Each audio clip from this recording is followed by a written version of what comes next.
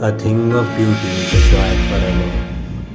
Its loveliness increases, it will never pass into nothingness, but still will keep above a quiet for us, and a sleep full of sweet dreams and health and quiet breathing.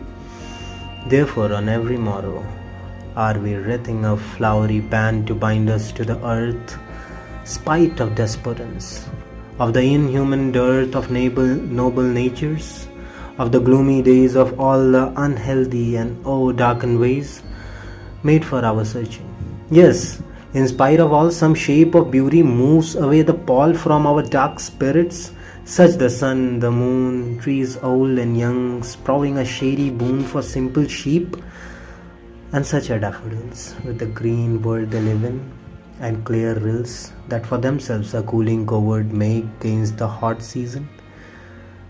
The mid-forest brake, rich with a sprinkling of fair musk roses blooms, and such too is the grandeur of dooms we have imagined for the mighty dead. All lovely tales that we have heard or read, an endless fountain of immortal drink, pouring onto us from the heavens brink. तो आज हम लोग शुरू करने वाले हैं एक नया chapter called A Thing of Beauty by John Keats.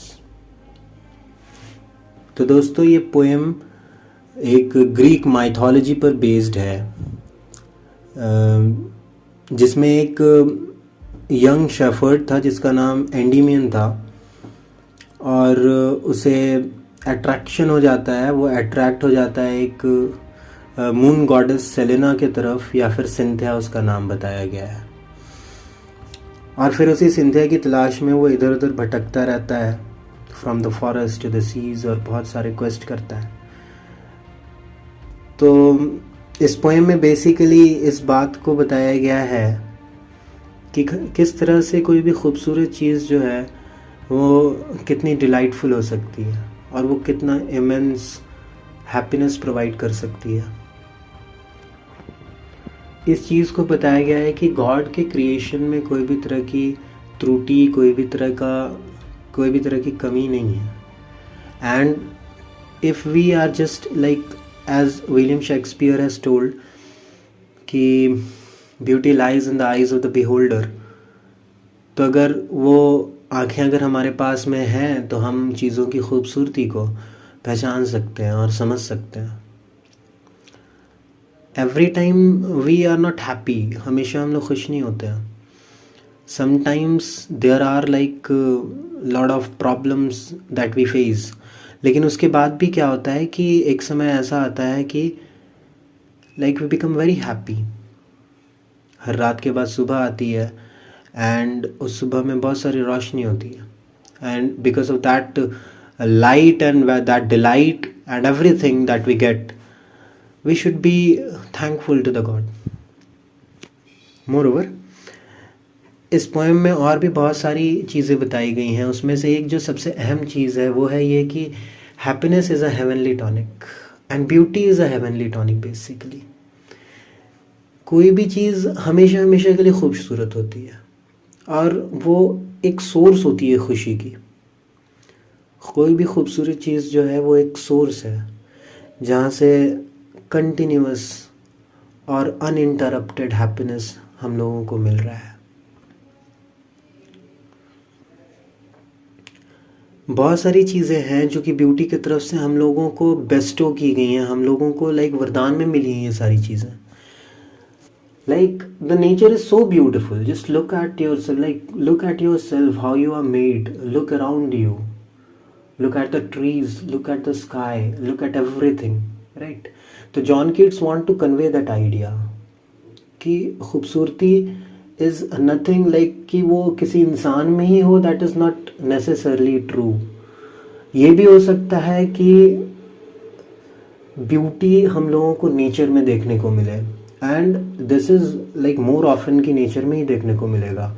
Y? Because the beauty that we bear is the beauty of the character that we hold. वो ब्यूटी, हमारे अंदर की जो ब्यूटी होती है, is not based upon the complexion and the like personality that we have, वो इसके ऊपर डिपेंड करता है कि हम किस तरह के कैरेक्टर को बिहोल्ड कर रहे हैं और हमारे अंदर में किस तरह का कैरेक्टर है. Like somebody is so beautiful लेकिन उसके अंदर में कोई एथिक्स नहीं है, and like he doesn't knows how to talk, or he doesn't knows how to, or she doesn't knows how to like how to behave with someone, how to be humble with someone, like how to like please someone, how to request someone, फिर that beauty is of no use. Rather, we should not go in that part. Beauty is basically something that gives us happiness continuously, और वो बिल्कुल uninterrupted happiness होता है. ऐसा happiness जो कि till the doomsday, जब तक क़यामत नहीं आएगी तब तक ये continuously हम लोगों को मिलता रहेगा. That is what John Keats wants to convey, right? हाँ, that is why John Keats says that कि beauty is everlasting, right? Beauty is everlasting. वो ऐसी चीज़ है ना जो ख़त्म नहीं होएगी कभी, every time, like continuous without any interruption. What we have developed these days, हम लोग क्या आज के डेज में लाइक डेवलप कर रहे हैं अपने अंदर में, is basically we are like getting distracted from that heavenly tonic of beauty.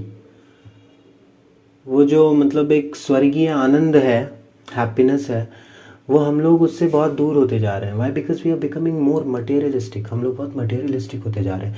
And John Keats यही इसी बात को लाइक कन्वे करना चाहते हैं लोगों को थ्रू दिस पोएम, कि जो लोग मटेरियलिस्टिक हैं वो हर एक समय जो है रिसोर्सेज को एक्वायर करने की कोशिश करेंगे.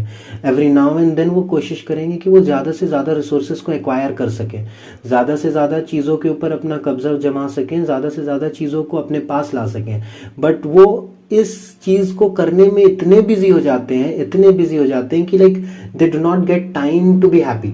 उनको खुश होने का ही समय नहीं मिलता, राइट? उनको इटर्नल हैप्पीनेस बोल करके कुछ नहीं मिलता है. उनका सारा का सारा like whole of his their life like is wasted in just acquiring the resources. And you know the world has a lot of negativity and like hatred and greed. तो basically John Keats wants to convey कि ये सारी problems हो रही हैं. Like what, how can you, like who can remove the pall, who is the one who can remove the pall. वो कौन है जो कि इस लाइक इस मरे हुए मृत शरीर के ऊपर से कफन हटा दे, राइट? हु इज देयर जो कि इस मरे हुए शरीर से कफन हटा दे. And like we all wants to grow, right? And this is the only way through which we can grow happily. So beauty is something that provides you happiness as well as calmness, and like we should be, and it is something which is like everlasting and continuous. That is the moot point of the discussion, what you call the main point of the discussion. In some or the other way, if I say that we are the offsprings of this mother earth, I'll not be wrong at some point of time. Like if I say in the literary meaning, we are all the offsprings of this mother earth. You know how we are connected with this earth? The main source of connection is the beauty of nature.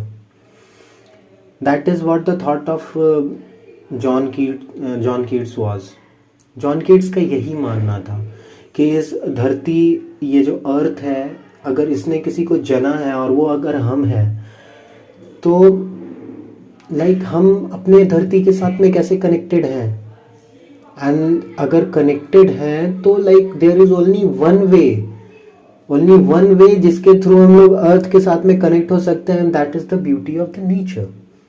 वो nature की beauty है जिसके वजह से हम अर्थ के साथ में कनेक्शन में हैं, और ये बिल्कुल एक रेथ की तरह इंटरवाइंड है, एक दूसरे के साथ कनेक्टेड है.